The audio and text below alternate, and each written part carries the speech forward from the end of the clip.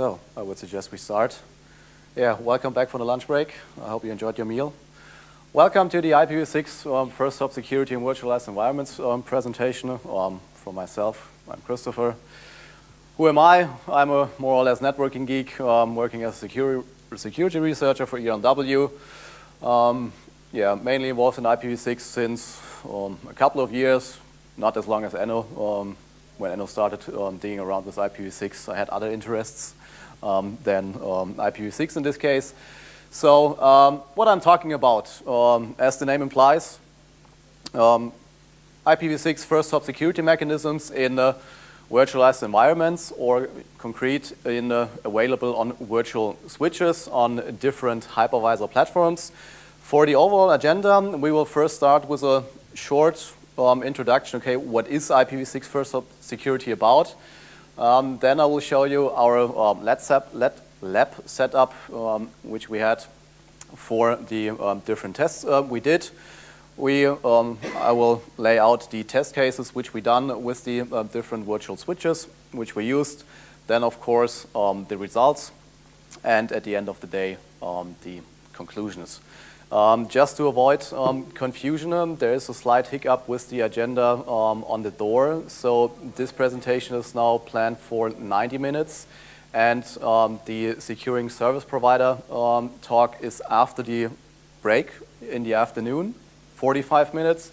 And then the talk from Enno about why is considered /48 considered harmful, just so that you don't get confused. So let's begin with just the introduction to first stop security, what is all about. As some of you may know, Cisco first stop security is a marketing term from Cisco describing various Ipv6 security features available on different physical platforms to potentially mitigate some common Ipv6 attack techniques. And the rollout from all these features was planned from Cisco in 3 stages, and every phase or every stage has released more Ipv6 security feature with the ultimate goal to achieve feature parity to the IPv4 world. In the IPv4 world, on our current access layer switches, we have a couple of techniques to mitigate common attacks. For example, ARP spoofing can be mitigated via dynamic ARP inspection, or a rogue Dhcpv4 server can mitigate it by Dhcp snooping. And as Ipv6 gets more and more deployed, it makes sense to have all these features available as well for the Ipv6 world. So it all began in summer 2010, where Cisco released the first stage of the first stop security feature suite. Basically what they did, they introduced a router advertisement guard and port-based Ipv6 ACLs, so that you had the possibility to filter route advertisements by means of RGuard. RGuard is working basically like a stateless ACL filter, which just filters traffic for ICMPv6 type 134 for the router advertisements. And was supported in the beginning only on big data center switches like a Catalyst 4948E. In the meantime, it is commonly available on every typical access layer platform, Catalyst 3560, 3750, 2960, so the typical switch you are deploying in the access layer to configure these features. Yes, I did. So everything should be fine. Yeah, and our AGuard is basically just an isolation principle, similar to other layer 2 protection mechanisms, and was specified in an RFC from the IETF in RFC 6105, and works quite well, with the exception that, as we all might know, that it can be easily circumvented by use of fragmentation. The second phase was introduced in the end of 2011, beginning 2012, depending on the specific platform, and introduced Dhcpv6 Guard and NDP snooping. Basically, it's the equivalent to Dhcp snooping in the IPv4 world and dynamic ARP inspection in the IPv4 world. And also here, it was first introduced in the data center switches, Catalyst 4948E, but in the meantime, as the same procedure as with router advertisement guard, it is now available in current access layer platforms, 3560, 3750, and 2960. Yeah, as I said, the Dhcpv6 Guard works basically the same like in the IPv4 world.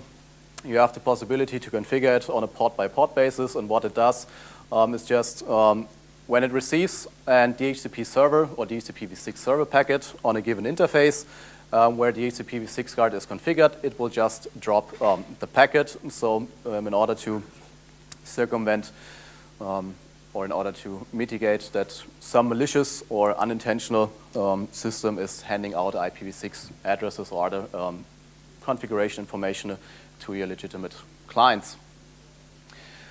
And they also introduced the IPv6 Snooping feature. Basically, the IPv6 Snooping feature is responsible for several first-hop security mechanisms. What the switch basically does is it builds a so-called snooping table by snooping in neighbor discovery-related messages.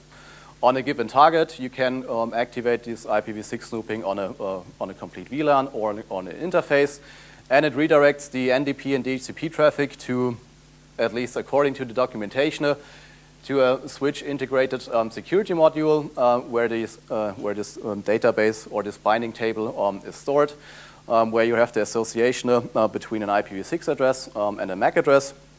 And when I try to spoof the MAC address for a given IPv6 address, the switch would interfere with that and would not forward the neighbor advertisement packets, so that the neighbor cache does not get poisoned from of the target.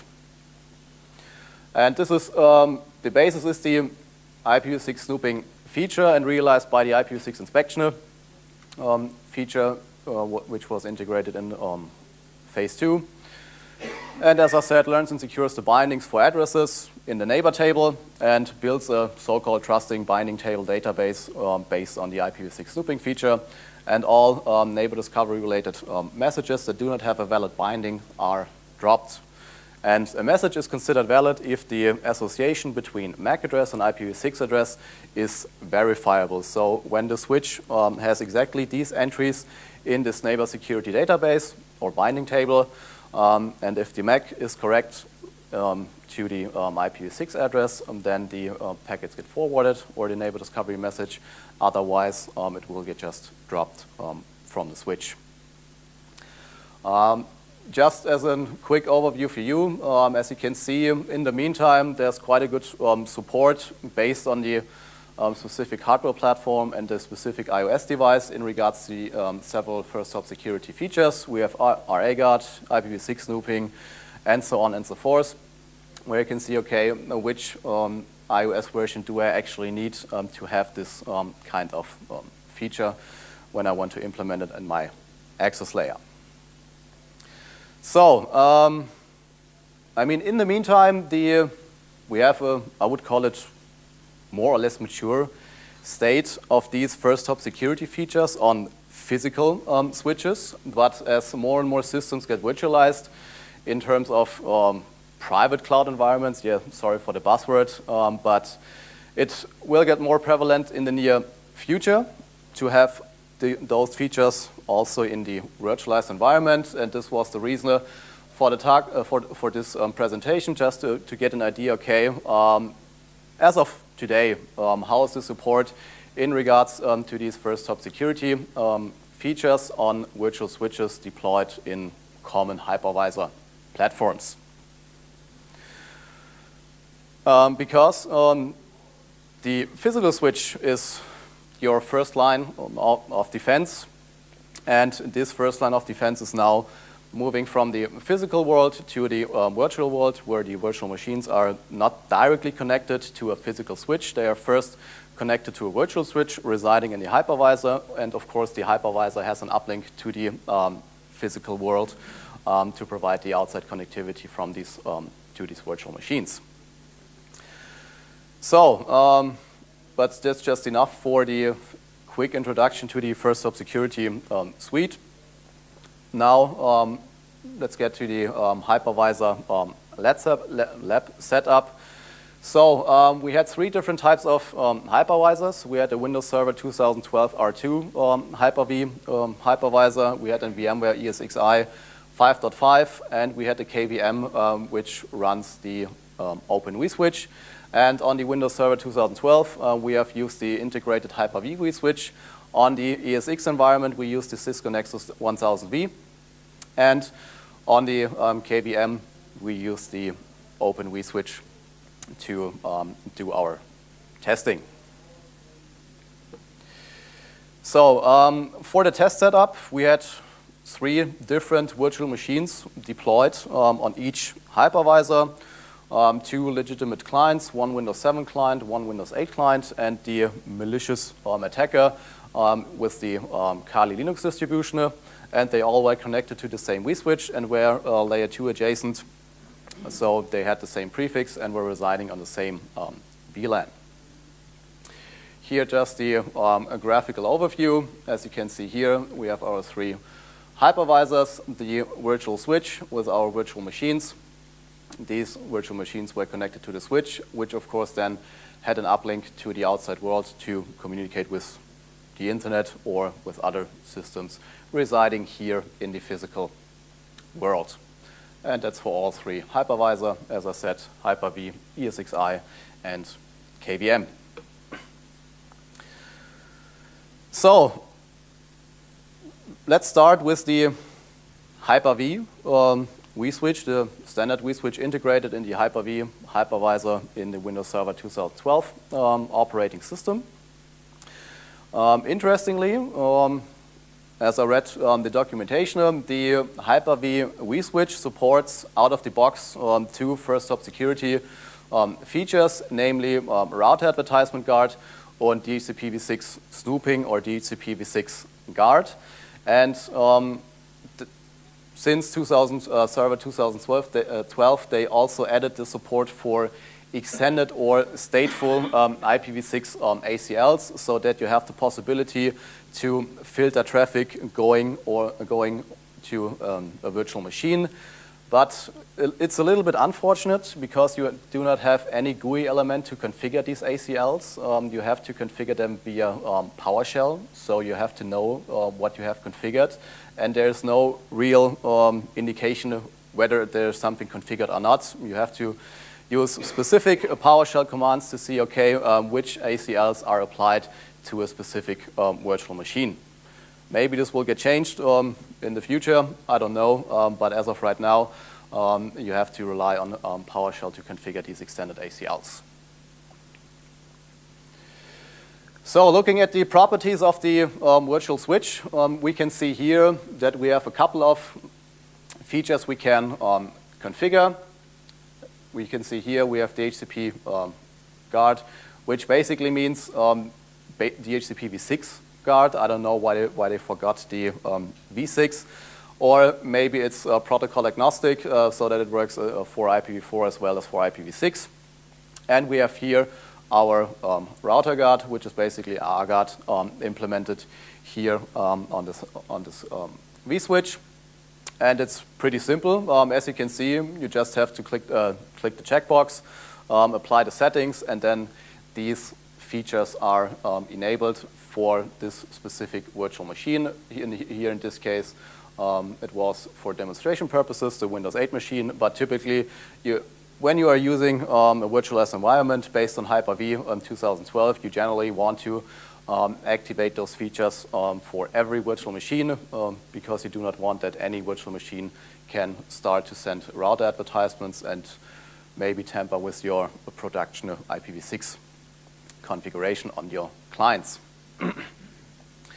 So then we did a couple of tests. The first step was pretty basic. We just let the vSwitch in the default configuration perform different IPv6 attacks, namely the fake router, the sending of fake router advertisements and the flooding of router advertisements. Observe, document the results. The second step was, okay, now that we have a baseline, how the virtual switch behaves, we activated the features tested it again, observed and documented the results, and then in the third step, we tried to evade these mechanisms. So that was the general testing procedure we used in our lab environment to test the various virtual switches. So we used the THC Ipv6 toolkit. For that, we have done a couple of ARGA tests with the flood router 2.6 module and the fake router 2.6 module with various extension headers. We can see here -H with a hop-by-hop header, with a fragmentation header, with a destination options header to enforce the fragmentation, and just the plain flooding without any kind of fragmentation or destination or extension header shenanigans, I would call it. And of course, the fake router 2.6 module, where we just tried to inject a malicious prefix into the environment.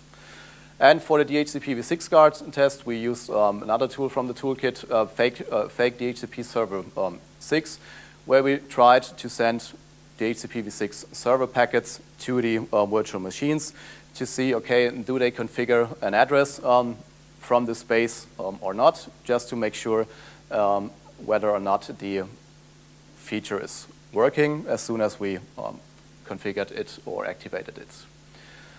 So let's come to the results.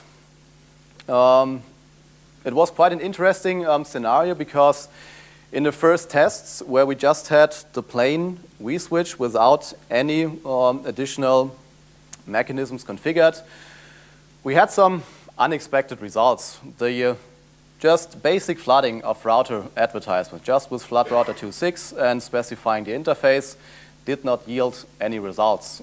They were not forwarded to the physical infrastructure and were not forwarded to the virtual clients. So I thought, okay, I think we're doing something wrong, because this should work out of the box, because we haven't configured anything.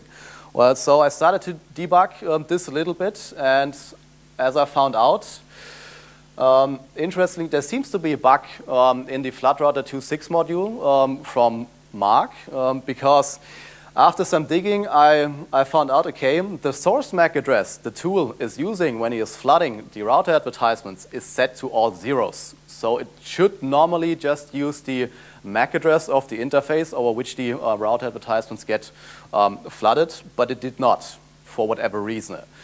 So we tested various versions of the THC toolkit, version 2.3, 2.4, 2.7, which is the actually the up-to-date version, and they all behave the same.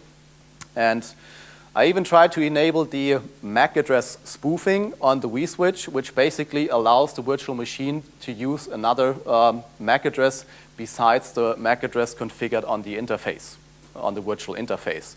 But unfortunately, this did not yield any results, so I wrote Mark an email. So I talked to him, wrote him an email, Mark, is this intended or is this a bug?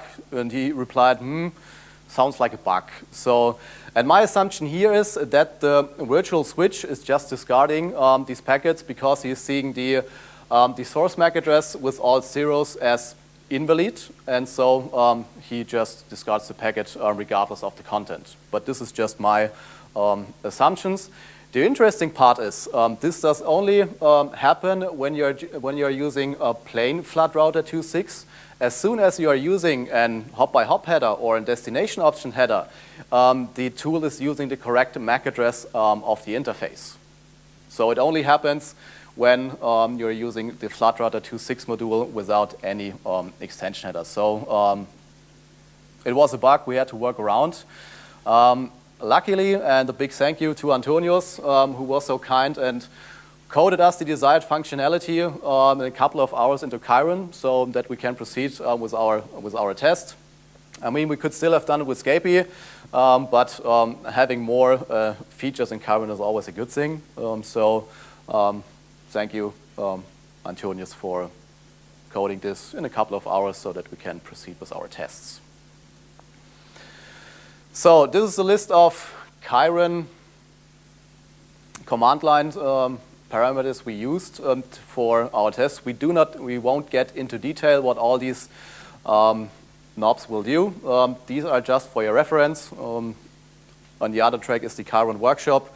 So, but these are just for your reference. So when you have the slides that you can at least see, okay, what have they done and which knobs have they configured to do the flooding. So coming back to the results, so after resolving this issue, as soon as we activated a router advertisement guard on the virtual switch for all virtual machines which were connected to this virtual switch, router advertisement guard behaved like it should. So when we were flooding the router advertisement without any extension header, they got filtered reliably from the virtual switch. So the clients did not generate additional addresses, and the CPU load did not get up for. So everything was working as expected. An interesting result was, besides that, when we used the flood router 2.6 module with the destination options header to enforce the fragmentation, the actual second fragment where the upper layer protocol information is stored got filtered by the vSwitch, but the first fragment where there is no upper layer protocol information was get forwarded to the actual clients, as we see here. I mean, it's a little bit hard to read from here, but this is just a Wireshark trace from one of our victims, where we can see when we activated the RR guard on the virtual switch and enforced the fragmentation with the use of the destination options header, the fragments were passing the RA guard functionality, but the actual fragment containing the upper layer protocol information were filtered by the vSwitch. So it seems to us that the filter module is inspecting every fragment, and as soon as it sees the upper layer protocol information, this special fragment is blocked. But besides this special fragment, all other fragments normally belonging to this packet will get forwarded to the client, which resulted in an increased CPU load on the clients, but only during the attack, because the virtual machines, of course, have to process the fragments anyway. But as soon as we stopped it, the CPU load has gone down to a more reasonable level, to 5 to 10%. The same applies also for the Dhcpv6 Guard. As soon as we activated this, it works as expected, and the switch filtered reliably the Dhcpv6 packets.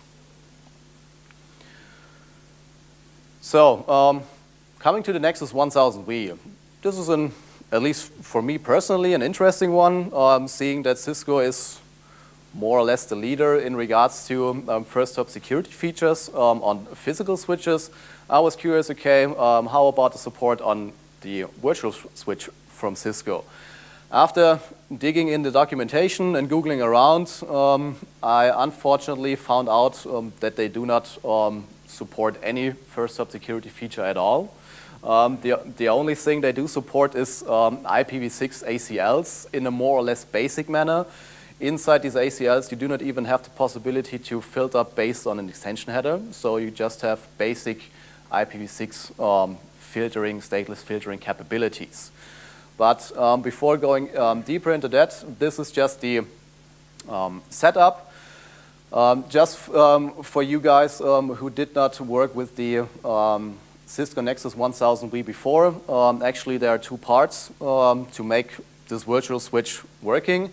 We have the first part is a virtual machine. This is called the VSM, the Virtual Supervisor Module. When you compare it to the physical switch, it's just a supervisor, the control plane.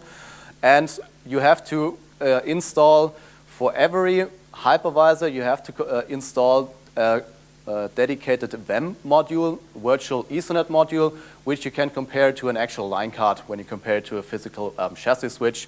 And of course, the VSM, and you need the vCenter appliance, because the VSM and the VEM has to be integrated into the vCenter appliance or application, because when a network administrator configures a port profile on the virtual switch, it has to get replicated to the vCenter so that I can choose this port profile on the virtual machine to ensure that this specific virtual machine is member of a specific VLAN. So I just connect to the CLI. The VSM is based on NXOS, so the typical operating system used on the physical NXOS-based switches. I configure the port profile. The port profile specifies in which VLAN this port profile resides. I configure it. This configuration or the name of the port profile gets replicated from the virtual supervisor module to the vCenter, and the vCenter represents it to the VMware administrator when he configures a virtual machine, so that in the Ethernet configuration in the drop-down menu he has the possibility to choose the previously configured port profile. So the VSM and the VEM are tightly integrated into the ESXi and the vCenter. This virtual machine, you only need to have it once or twice for redundancy purposes, but you have to install for every hypervisor you need to install this specific virtual Ethernet module.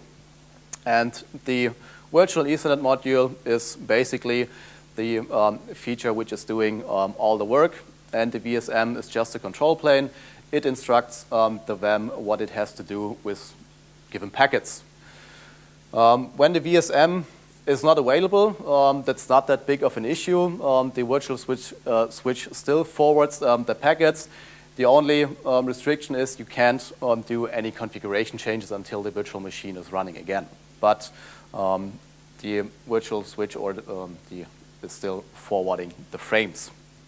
So, and we used, of course, the latest available version of the hypervisor, and for the vCenter server, and of course for the Nexus 1000V. 5.2.1.SV3 1.2. I don't know who did this naming scheme for the version. They could have made it a little bit easier, but for whatever reason, at the time of the testing, this was the most recent version. I think 1 week or something ago, they released a new version, and I said, okay, shall we update? So I had a look at the release notes, but there was no relevant feature in regards to Ipv6, which they integrated into the new feature, just bug fixes and some minor enhancement, but it had nothing to do with Ipv6 in any case. Yes? Just a quick comment. So the Nexus 1000V is, from a feature development, is strongly synchronized with the other Nexus code. Yeah. So basically they're now developing like one Nexus code that then gets distributed. Yeah. Distributed on the other systems. We have planned for this year, for Q4 this year, it will get into Nexus 7K, so that will be the first platform to start with the first top security. Okay, interesting. Okay. Interesting. Is this information publicly available? Because I wasn't able to find any. I see. Okay. So, thanks for that. It will be in a minute, as I'm going to tweet it. Yeah. Okay. Yeah. Yeah. Yes, it's planned. Yes, it's coming. No, it's not yet. Yeah. Thanks for the info. Thank you. Say thank you to the product manager from my side. Because I think I spent an hour or something like that Googling to find any indication whether or not it's on the roadmap or not, but I wasn't able to find any authoritative source whether or not it gets implemented in the near future or not. But it's good to hear that they are at least planning to do so. Well, thanks for that. If you have any of those questions, we have a dedicated product manager who tracks across all platforms what is the progress, so yeah. I can hook you up with that guy, because if you have any of those questions in the future. Yeah, well, I really would like to. I think we should chat about that after the session. So far we always like send it to Eric. Yeah. But he had at times he had to redirect it. Well, he redirected to Steve Simlow. Yeah. Not sure if you already met him. Yeah, we met him at the Cisco Live this year. Yeah, exactly. Yeah. So he's the guy that yeah, okay. Yeah, thanks.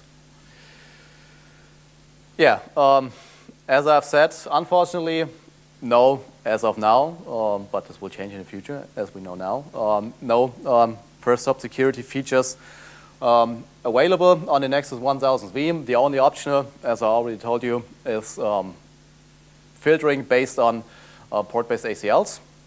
And these ACLs were also introduced just one version before the one we were testing. And as I said, I wasn't able to find any information whether FHS is on the roadmap. So I initially quoted Ivan here, wave with your wallet, to make sure that Cisco is listening and Cisco is implementing these features also in their virtual switch. But maybe I will change the sentence a little bit, but we'll see. Yeah, as I said, IPv6 ACLs are supported, but from my perspective, kind of limited. No extension header support, no undetermined transport support, and the configuration of the ACL is pretty straightforward, nothing fancy, as we all know it from the physical. From the physical switches, we just create the access list. And in this case, to test at least the ACL functionality, we explicitly denied any router advertisement packets and permitted anything else, and applied this ACL to a virtual Ethernet interface where the virtual machines were connected to. With the, as you can see here, it's a virtual Ethernet interface residing on the virtual Ethernet module, and we applied this ACL on this port where, in this case, the Kali Linux machine was connected to. Yeah, same procedure as before.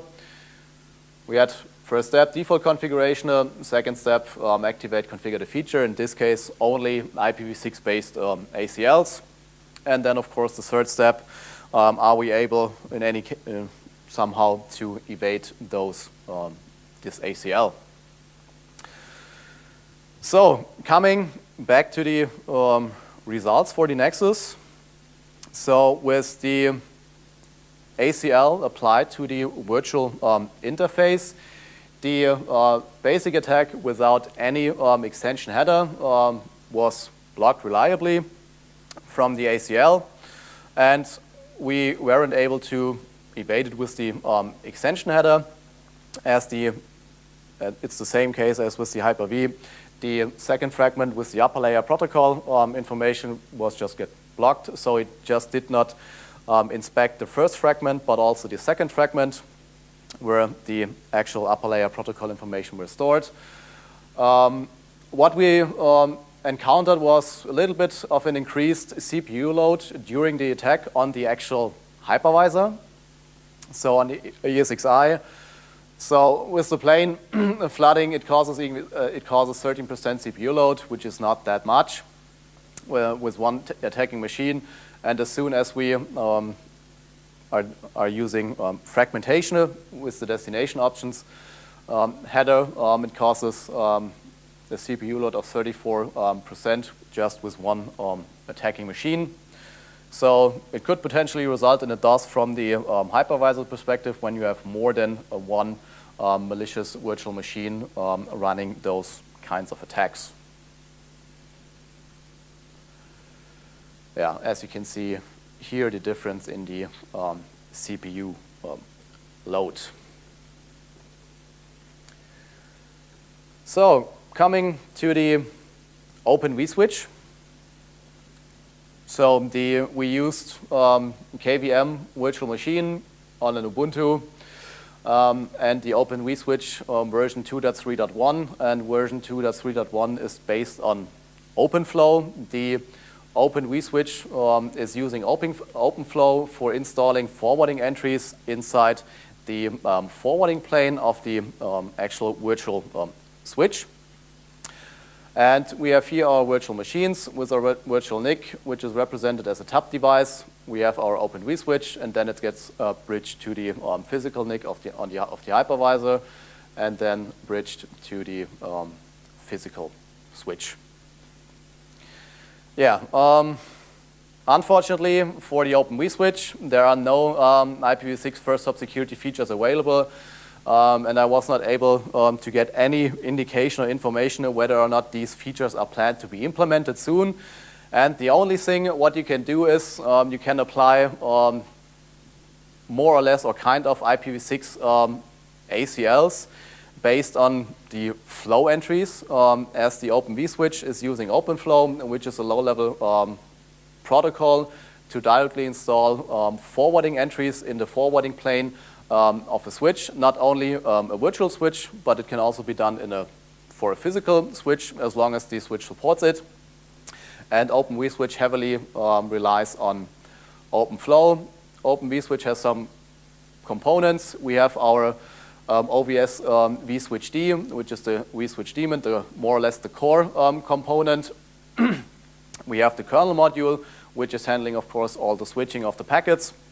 And we have the OVSDB server, which is more or less a database server that holds all the configuration which we are doing for the Open vSwitch.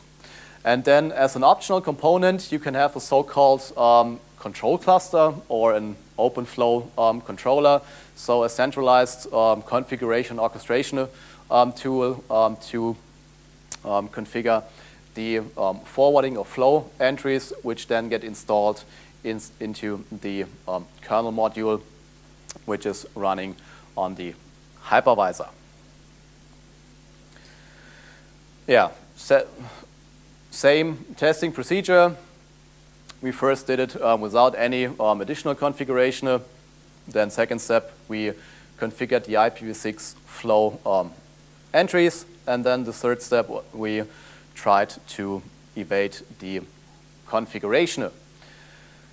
So using the basic flooding without any configuration, no surprises here. Well, the switch is just forwarding the router advertisements. The CPU load spikes to 100% on the victims, the Windows 7 and the Windows 8 machines, and they're configuring a lot of addresses, in this case exactly 100, because these systems were fully patched.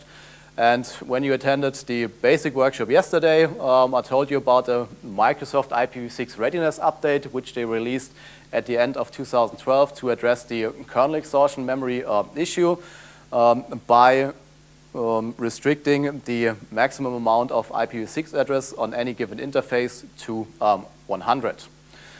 So in the next step, we configured the flow entry for blocking ICMPv6 type 134. This is the actual configuration we have done. We have to specify over OVS OFCTL. We have to add a flow to a given bridge where the virtual machines are residing. We have to specify the actual virtual port. In this case, it was port 2, where the Kali virtual machine was connected. We have to specify the data link type, so the ESA type. In this case, IPv6, 86DD. Then we have to specify the protocol. In this case, of course, ICMPv6, and then the the specific ICMP type, which is 134. And then, of course, the action, which should be applied when a packet is matching to this configuration. And, of course, in this scenario, we wanted to drop the packets. So we applied this configuration and had a look, okay, how does the OVS or the Open vSwitch behaves now? So as soon as the OpenFlow or the flow entry was installed, most of the attacks were blocked.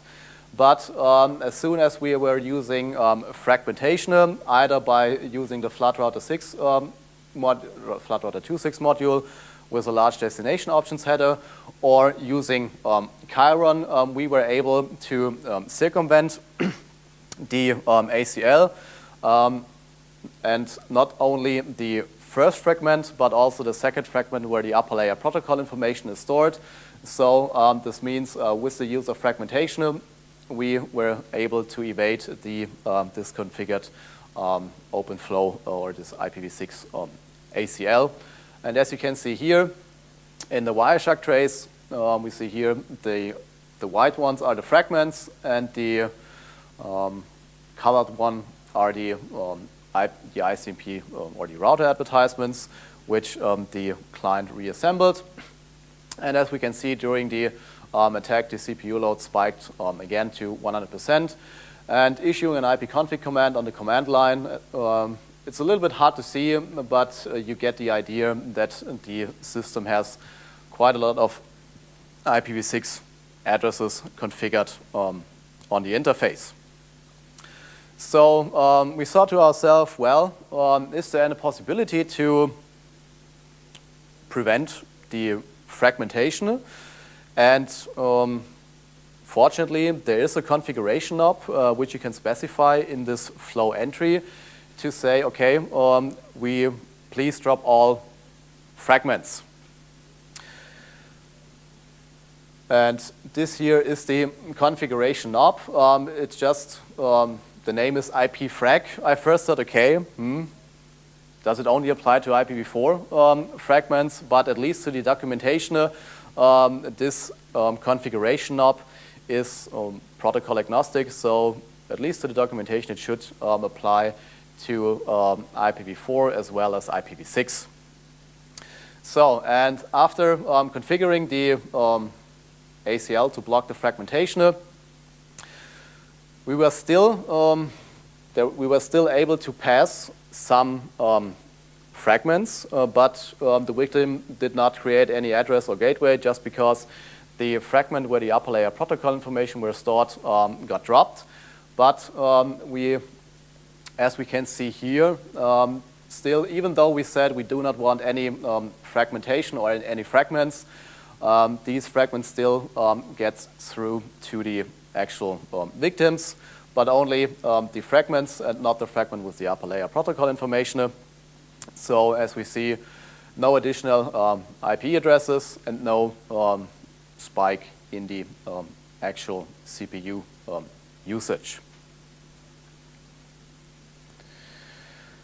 So to summarize, so that you get an idea in regards to first hop security features and what we have tested, we have our 3 virtual switches. And as we can see, the only virtual switch as of right now which is supporting these kind of first hop security features is the Hyper-V switch, which supports RA Guard and Dhcpv6 Guard. All other tested, in this case the Nexus and the Open switch, do not support any first hop security feature, but they all 3 have in common that you can at least configure IPv6 ACLs. And just for completeness sake, I listed more or less all available first hop security features, but as you can see, only the upper 2 are supported by Hyper-V switch, and no other vSwitch does support any of these first hop security features. Yes. Yes. Yes, I have, and they do not support anything in regards to first hop security. And I wouldn't, this may be a snarky comment, but I wouldn't expect VMware to implement this in their standard vSwitch. But to my surprise, as as Ivan yesterday, yeah. They get the basic idea. Well, yeah, well, it took them until version 5.0 to realize that it may not be such a good idea to forward spanning tree packets from a virtual machine to the physical world. So, but it was interesting to hear yesterday from Ivan that at least in the NSX space, they have some kind of FHS features, but as this NSX is reassuringly expensive and there is no evaluation available, we were unfortunately not able to test it. I mean, itself is not it's not the virtual switching in a strict sense anyway. No, it isn't. I mean, like a edge firewall. well, NSX is more. I mean, there is a component which is the edge router, but NSX is the SDN vision of from VMware for the quick provisioning of virtual machines with security profiles, firewall rules, and so on and so forth. But as I said, reassuringly expensive, and I don't know anyone who's actually using it. VMware says, well, we have approximately 200 customers right now using it, but I don't know any of them. So I can't comment whether it works or whether it's good or bad from a security point of view. It would be interesting to dig a little bit deeper security-wise into this whole NSX, but you don't want to pay for that just for a security evaluation because, as I already said, it's reassuringly expensive. Well, I mean, we just bought a car. Yeah, well, Going into the lab. yeah, well, but So, the if you convince your like boss, so that you, it's worth it, well, you might be willing to spread it for research. no, you won't. I've seen an unofficial price list, and I think it starts with 200K or something like that. So, You will probably have a hard time. yeah, convincing you, absolutely, and I think I wouldn't try it anyway. Yeah, but as you can see, and as I've already said, the Hyper-V switch is the only one currently supporting any first-hop security feature. But as we have heard a couple of minutes ago, it is on the roadmap for the Nexus 1000V. We will see when these features will be implemented in the virtual switch. Yeah, conclusion. As we have seen, the Ipv6 first-hop security features are not widespread in common virtual switches. And as I've already said, Hyper-V is, as of right now, the only one which supports at least a few. And thinking that it's 2015, quite an unfortunate state, and reminds me of the state of first-hop security on the physical switches 4 years ago, where you just had router advertisement guard on big data center switches and not on your typical access layer switches. This situation got resolved, and hopefully the same will apply to the virtual world. Again, you have to wave with your wallet, at least for the Nexus 1000V and for the Hyper-V stuff. For the OBS, it's open source, so waving with your wallet may not be the best approach. Maybe, potentially, but yeah. And that's from my side. I'm a little bit quicker than I actually anticipated. So,